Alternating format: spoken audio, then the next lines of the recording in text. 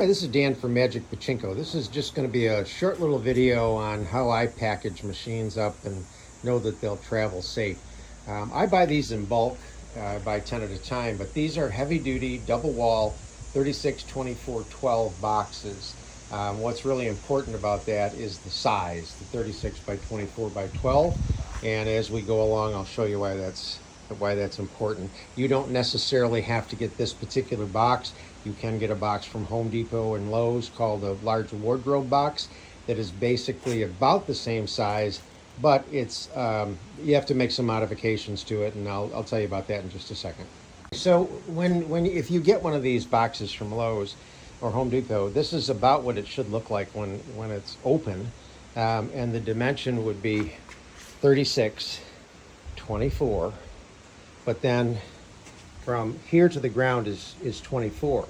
That's too tall. So when I fold my boxes in like that to seal them, I get 12 inches, which is what you're gonna need to do.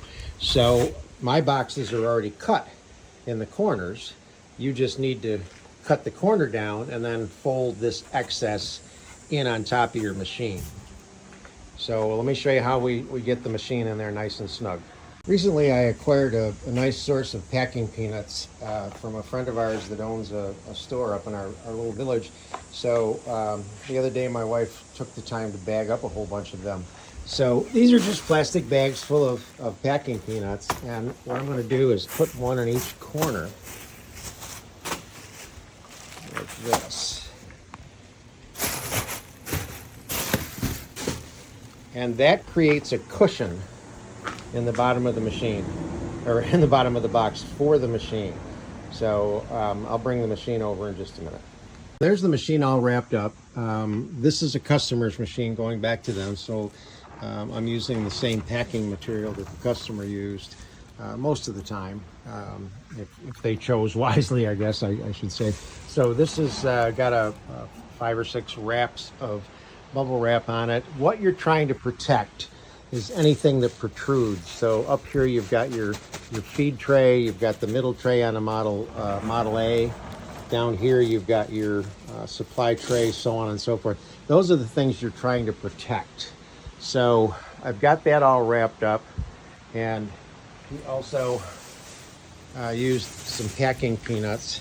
So what I'm going to do is lay these down in here like this and create more of a cushion for that machine to sit on. So now I've got bags of peanuts and some relatively loose peanuts. And the next thing I'm going to do is just lay the machine right in on top of that. The machine is down in the box right now. And the way that we pack them, it allows me to leave the feet on.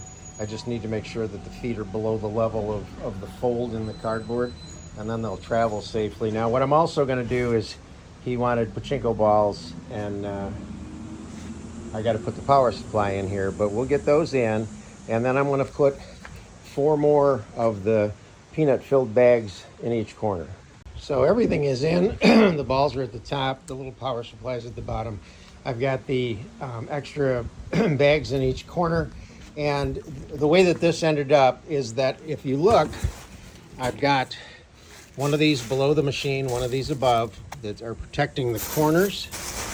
And we've also got the layer of padding underneath the machine. And we've got this layer on top that is right about where the fold in the box is going to be. So I'm not going to add anything more in here. I don't really think it's necessary. It should travel quite well, just like this. So now when you fold it in and get ready to seal it, you end up with a 12-inch high box. So again, it's a 36, 24, 12. This will keep you from overpaying on an extra size box, and it should travel very well. Okay, so there's the finished product. Again, it's 36 inches tall now because it's standing upright. It's 24 inches across this way, and here's the 12 inches here with the machine being sandwiched in between the two halves. Now I use a variety of labels. fragile, please handle with care. I think my own opinion is the most important one is this. I mean, a big box like that could be very light, but it also could be very heavy. And I think it's easier for the, or more appropriate, I guess, for the UPS or FedEx guys to know it's heavy rather than fragile. I think they pay more attention to that. Maybe not, who knows, but this is not the way it has to be done. This is just the way that I do it. It's a very effective way, and the closer you can get to this, the better. And one more thing I'm going to add, if you notice, I did not use I used one piece of tape on the bubble wrap inside. You don't need to tape the daylights out of your bubble wrap when you wrap the machine. It just makes it harder to unwrap when I get it.